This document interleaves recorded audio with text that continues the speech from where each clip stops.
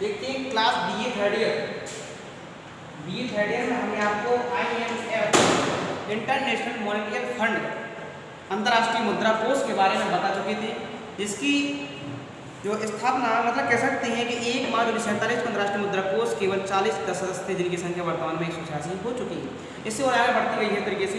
तो मैंने आपको बता दिया था IMF मुद्रा कोष की स्थापना हुई थी 27 दिसंबर 1945 को वाशिंगटन DC में हुई थी। कब हुआ था? 27 दिसंबर 1945 को वाशिंगटन में हुई थी।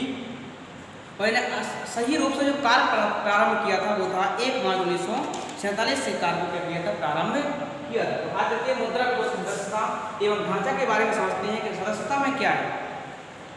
मुद्रा कोष सदस्यता कोई भी देश प्राप्त कर सकता है, मतलब कि एक तरह का एक ट्रस्ट, एक कोष है और एक तरह का मंडल बना हुआ है। उस मंडल में क्या है कि लोग जो देश हैं आसपास के उसमें ऐड होते हैं, तो अपना उसमें एक किसी प्रकार का समिति का एक ग्रुप बनाया। उस ग्रुप में क्या किया, लोगों को ऐड करना शुरू किया। एक दूसरे गांव के पास गए, किसी गांव के पास गए, वहाँ के जो बड़े बड़े आदमी होते हैं, चाहे प्रधान हो या उस क्या रकम क्या होते हैं उसमें दान में रखते हैं, इतनी राशि। तो उसी प्रकार से जब प्रथम विश्व युद्ध और द्वितीय विश्व युद्ध होने के बाद देश में आर्थिक मंदी फैल गई थी। आर्थिक मंदी फैलने के कारण ही एक सभी देशों ने चर्चा की है कि हम भी ग्रसित हैं, पड़ोसी देश भी ग्रसित हैं, तो पैसा का इकट्ठा कैसे किया जाए। तो उन्होंने क्या IMF इंटरनेशनल मॉनेटरी फंड को एक बनाया, इसे विश्व बैंक बनाया। उसी प्रकार से तो 27 दिसंबर 1945 को IMF मुद्रा कोष की स्थापना की गई थी वाशिंगटन DC में, और सही रूप से इसने 1 मार्च 1947 को क्या किया था, कार्य प्रारंभ किया था। चलिए देखते हैं सदस्यता में जो करके भाग है वो कौन कौन से भाग हैं और कैसे सदस्यता ग्रहण की जाती है। तो पहला आता है उनका प्रशासक मंडल। प्रशासक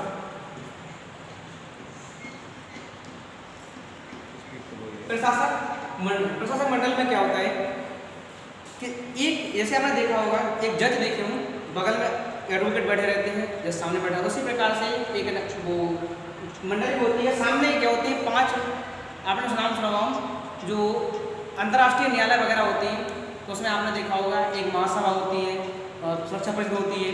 तो 5 स्थायी होते हैं और 10 अस्थायी होते हैं। इसी प्रकार से इसमें होते हैं 5 स्थायी होते हैं और 10 अस्थायी होते हैं। तो ये ऊपर जो बैठे प्रशासक मंडल में ये होते हैं 5, इसमें 5 सदस्य डिसीजन लेते हैं कि हमें इस देश को सदस्यता देनी है, या हमें ये देखना है कि ये आतंकवादी तो नहीं है, या मेरे समिति में घुस करके मेरे ही देशों को जुड़े हों उनको घटा दें इस तरीके से। तो ये 5 सदस्य हैं, क्या करेंगे उसमें, समझेंगे बात में क्या है। एक कोष की सर्वोच्च अधिकार प्राप्त इकाई है, जिसमें कोष के सदस्य देशों में से प्रत्येक सदस्य देश का एक गवर्नर, वैकल्पिक प्रशासक, एक गवर्नर, एक डिप्टी गवर्नर होता है। अगर गवर्नर ना हो तो जगह पर डिप्टी गवर्नर क्या कार्य को संभाल पाता। बाकी 4 होते हैं उसके PA के आसपास उनके साथ में रहते हैं ताकि उसे अपने मत को दे सके, लेकिन अधिकार सबका बराबर होता है। जैसे हम सुना होती है वीटो पावर, क्या होती है, वीटो पावर होती है। वीटो पावर अगर 5 में से अगर एक सहमत नहीं है तो बाकी 4 की बात नहीं मानी जाएगी। जब तक 5 सहमत होंगे तभी आगे। अपन लोग हमेशा संख्या रखते हैं 5 होती है विषम संख्या, क्योंकि 3 सहमत है 2 सहमत नहीं है तो बात मानी जाएगी। इसलिए क्या करते हैं, हम विषम संख्या रखते हैं। सम रखेंगे 2 और 2 4, 2 मानेंगे 2 से क्या करें, कुछ समझ पाएंगे। इस संख्या क्या रखते हैं, विषम संख्या रखी जाती है हमेशा, ताकि उसमें डिसीजन लिया जा सके। अगर 3 एक तरफ पहुंचेगा, 2 तरफ एक ही मानी जाएगी, इसकी मानी जाएगी, तब जैसे क्या होती है प्रशासक मंडल में 5 होते हैं जो क्या होती है सदस्यता लेने में शामिल। दूसरा आता है अपन का कार्यकारी अथवा कार्यकारी निदेशक मंडल। क्या होता है, दूसरा है कार्यकारी निदेशक, कार्यकारी निदेशक मंडल होता है। इसमें भी इसी प्रकार से 22 कार्यकारी निदेशक होते हैं, जिसमें क्या होते हैं 6 की नियुक्ति की जाती है। 5 कोटा वाले होते हैं जो होते हैं America, Britain, German, France, Japan नियुक्ति से किए जाते हैं। क्योंकि आपने नाम सुना होगा अमेरिका, ब्रिटेन, जर्मन और फ्रांस, जापान। इनमें क्या है कि व्यक्ति का ऐसा माना जा सकता है कि यहाँ के देशवाद काफ़ी मुसीबतों से जुड़े हैं, लेकिन इनने इतना विकास किया अपने माइंड का और आसपास के देश इसके माइंड की कोई कल्पना नहीं कर सकते हैं।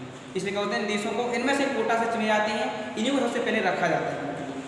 नियुक्ति सऊदी अरब देश द्वारा 16 कार्यकारी निदेशक होते हैं, जिसमें निदेश अन्य देशों द्वारा चुने जाते हैं तथा इनकी अवधि 2 वर्ष के लिए होती है। और ऐसे ऐसे कई प्रकार की चीज़ें होती हैं जो कार्यकारी निदेशक के काम में लाए जाते हैं। आगे आते हैं, तीसरा है अंतरिम समिति। क्या होती है, तीसरी है अंतरिम समिति। अंतरिम समिति क्या होती है? ये जो प्रशासक मंडल होते हैं ये तो सारे ये देखते हैं, लेकिन अंतरिम समिति क्या होती है? उस ग्रुप के अंदर ही समझती है उसके कि मतलब कि किसी प्रकार की जो एक ऑफिस होती है इसका कैसे मेंटेन किया जाए, तो इसके जो वर्कर्स लगे हुए हैं उनको क्या सैलरी दी जाए, इस तरीके से इस ट्रस्ट में से कहाँ कितना रेंट किस पर कितना लेना है अपने के लिए, डॉलर पर कितना, पाउंड पर कितना, फ्रेंच पर कितना, इस तरीके से। तो इस पर क्या सारी जो मुद्रा होती हैं रुपया पर कितना, उनका एक दर निर्धारित करती है। तो अंतरिम समिति क्या करती है? इसमें होती हैं 22 सदस्य होते हैं, 22 सदस्य होते हैं। ये होते हैं अंतर समिति में क्या होते हैं? एक डिसीजन लेती है कि हमें किस कर्मचारी को कितनी क्या सैलरी कहाँ किस तरीके से करना अपने के लिए। लास्ट आती है नंबर 4 विकास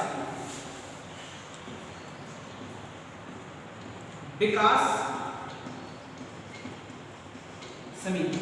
विकास समिति में कहने को तो होते हैं 23 सदस्य, लेकिन एक सदस्य वो इसलिए रखा जाता है कि किसी कारणवश अगर कोई जानकारी हमारे पास न आए, जैसे आपने देखा होगा एक एम्बेसडर नाम सुना होगा, राजदूत जिसको बोला जाता है।